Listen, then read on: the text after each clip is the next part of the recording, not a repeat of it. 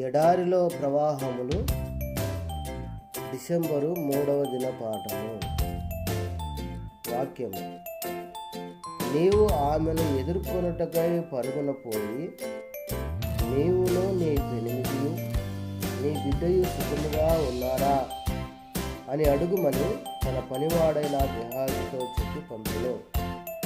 అందుకనే సుఖముగా ఉన్నామని చెప్పెను.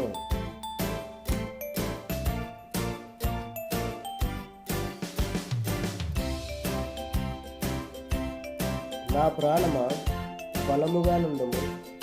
నీ బంధువులు తెరకవతలికి వెళ్ళింది, నీ క్షేమము కొని అలాగే చేసెను. మరణము నీకు కనబడుచున్నను, నీ దేవుడు నిన్ను భద్రముగా కొనిపోవును. నేను నా భార్య కలిసి 62 సంవత్సరములు సంసారమును సాగించుకుని ఇప్పుడు నాకు 92 ఏళ్ళు. ఒంటిగానే కాలము గడుపుచున్నాను. అయినను నాతో సదాకాలమున్న యేసు వైపు తిరిగి ఆయనతో నడుచుచున్నాను. నా గదిలో అటు ఇటు తిరుగుచు నేను ఇలాగనుచుందును: ప్రభువైన యేసు, నేనిప్పుడు ఒక్కడనుగానున్నాను, అయినను ఒంటిగా లేను. నీవు నాతోనున్నావు, నీవు నా స్నేహితుడవు. ప్రభువా, ఇప్పుడు నన్ను ఆదరించుము, బలపరచుము. ఈ నీ దీన సేవకునికి ఏది అవసరమని నీ వెలుగుదువో దానిని దయచేయము. ప్రభువైన యేసు ఎడతెగకుండా మన స్నేహితుడుగా నిన్నాడని మనము అనుభవపూర్వకముగా ఎరుగు వరకు మనము తృప్తి పడకూడదు. అన్ని సమయములలోనూ అన్ని పరిస్థితులలోనూ ఆయన మన స్నేహితుడిగా ఉన్నాడని మనము రుజువు చేయుచుండవలెను. శ్రమలలో మనము అనుకోగలవారమై ఉన్నప్పుడు అవి మనకు హాని చేయలేవు. మండుచున్న అనేక కొమ్మలను విరగొట్టును, అలాగే శ్రమలు అనేక మందిని విరగొట్టుచున్నవి.